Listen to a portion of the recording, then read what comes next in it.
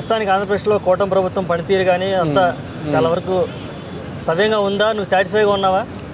ఆంధ్రప్రదేశ్లో కూటమి ప్రభుత్వం వచ్చి 10 నెలలు అయింది. బ్రహ్మాండంగా అభివృద్ధి చేస్తున్నారు. ఇచ్చిన హామీలన్నీ 1 by 1 నెరవేరుస్తూ, అలాగే అభివృద్ధి కూడా అమరావతి కానీ పోలవరం కానీ ఒకవైపు అభివృద్ధి చేస్తున్నారు, ఒకవైపు సంక్షేమాలు ఇస్తున్నారు. బ్రహ్మాండంగా చేస్తున్నారు. లా అండ్ ఆర్డర్ కూడా కరెక్ట్గా పనిచేస్తుంది.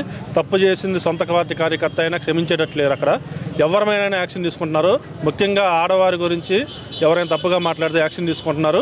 అలాగే గతంలో అసెంబ్లీలో ఎమ్మెల్యేలు మంత్రులు బూతులు తిట్టడం తప్పితే అసెంబ్లీలో గత 5 సంవత్సరాలు 5 తప్పితే ఇంకోటి వినపడలేదు.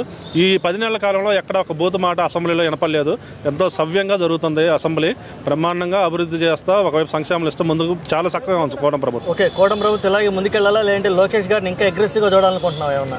కూటమి ప్రభుత్వంలో మన పవన్ కళ్యాణ్ గారు చెప్పింది ఏంటంటే 10 సంవత్సరాల వరకు చంద్రబాబు నాయుడు గారే మా ముఖ్యమంత్రి. ఆ మాట మీదనే కట్టుబడి ఉన్నారు పవన్ కళ్యాణ్ గారు. తర్వాత 10 సంవత్సరాలు అంటే మ్యాక్సిమం ఏదైనా ఒక రాష్ట్రం సెటిల్ కావాలన్నా, కంపెనీలు రావాలన్నా, రాజధాని పూర్తి కావాలన్నా మినిమం ఒక 10 సంవత్సరాలన్నా టైం కావాలి. కాబట్టి ఒక సమర్థవంతమైన నాయకుడు చంద్రబాబు నాయుడు గారు కాబట్టి ఒక 10 సంవత్సరాల వరకు అయితే ఆయన ముఖ్యమంత్రి గారు. ఎందుకంటే ఇప్పుడు ఆల్రెడీ 70 సంవత్సరాలు కాబట్టి ఇంకో నెక్స్ట్ ఆయన